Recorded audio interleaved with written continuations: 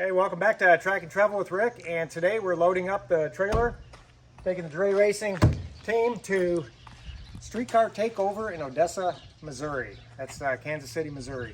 So we got everything loaded up, washing things, double checking things, air pressures, airbags, you name it.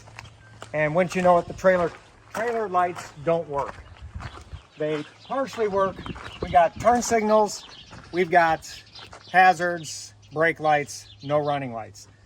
Turns out there's a separate fuse, and it's a different type of fuse you might not have used before, FMM.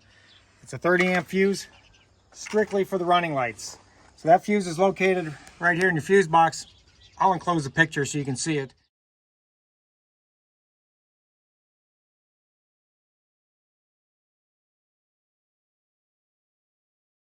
And takes a special fuse, so we're going to go ahead and change it out. I already had this out, tested it, tested bad. So here's hoping the new one works.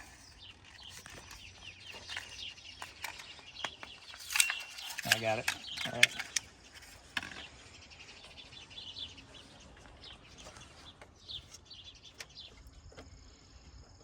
Sits down a little lower. Pretty pricey fuse. After tax, it was $7.50. Let's see if it works.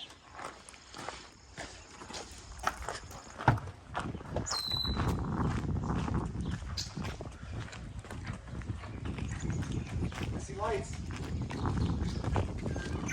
Looks like that light's on. Oh, hard telling. Yeah, it's on. So yeah, if you've got a situation with partial lights, you'll have to check that fuse. So there you have it. Always check your trailer lights with the vehicle you're going to tow with. We hooked it up to my son's truck. Everything worked, checked out.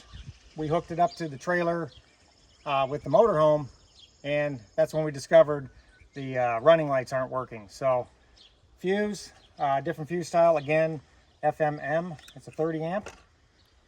We're back in business. Thanks for watching.